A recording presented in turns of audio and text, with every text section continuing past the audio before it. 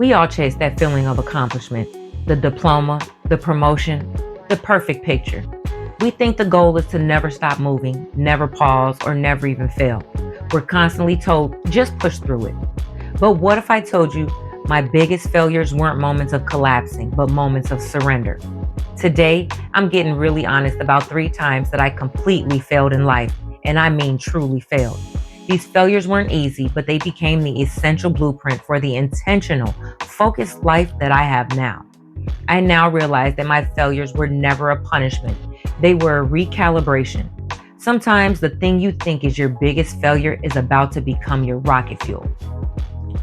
Failure number 1, the $18,000 pause, the failure of momentum. Failure number 1 was quitting college with only 6 months left to finish, and it wasn't a clean break. As a 40-year-old going back to school, I was juggling everything and I was totally unaware of the administrative steps that I needed to withdraw properly. When I emotionally ran out of gas and decided to stop, I didn't cancel my classes the right way, and that led to an $18,000 charge. Not only did I fail to finish, but I was left with a massive debt that instantly blocked me from ever going back. The lie I kept telling myself was, it wasn't the right time for me anyway. But the truth was, I felt like a colossal loser. I felt like if I couldn't finish this, it was officially too late for me. The weight of that unfinished business and that debt was immense and heartbreaking. My aha moment came when I started making these YouTube videos. I started realizing I was learning, connecting, and creating more impact outside of that formal structure than I ever did inside it. That was the moment that the shame lifted. I realized formal validation, that piece of paper, it's not necessary for learning, and it's definitely not necessary for purpose.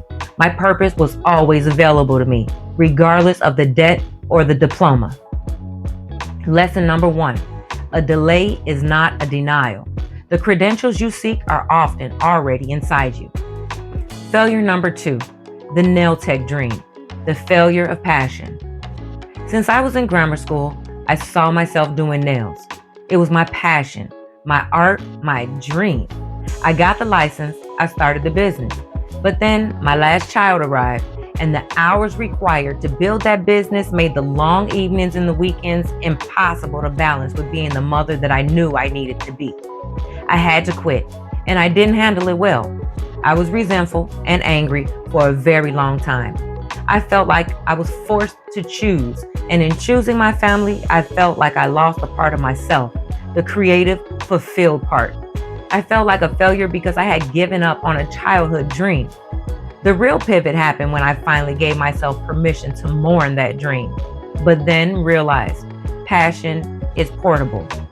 My love for creating, for detail, for service, it didn't die. It just needed a new driver. I took all that energy, all that desire to connect and empower, and poured it into this YouTube journey.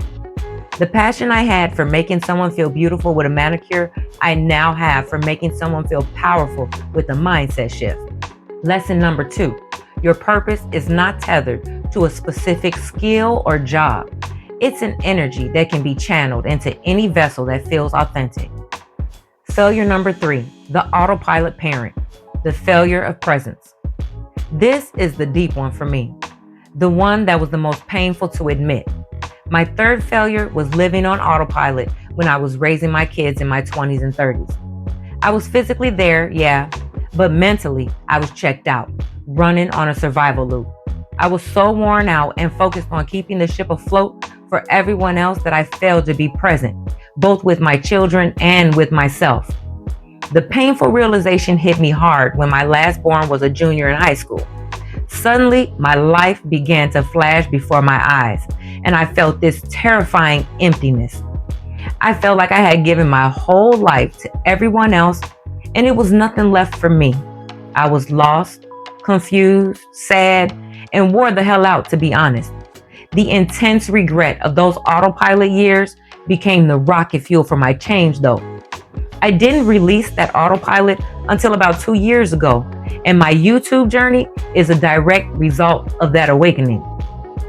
My 40s have been hard because I've had to wake up to these failures, But honestly, I've accomplished more genuine inner growth and self-discovery in the last 10 years than I did in all the decades before. The failure of presence taught me the ultimate value of intentionality. Lesson 3. Regret is only useful if it fuels your present commitment. That deep pain is the foundation for your greatest mission. If you take one thing from my 3 biggest failures, let it be this. The storm is not a punishment. It's a recalibration. I realized that true strength isn't about pushing through until you break. It's about pausing to assess the load you're carrying and choosing to heal. Sometimes the most powerful thing you can do is to simply give yourself the space to be. The proof is in the process. Don't let the pain of the past paralyze your present. Your purpose is portable, your credentials are internal, and your failure is your foundation. Own the choice, define the outcome. Enjoy your beautiful journey, and I'll see you on the next one.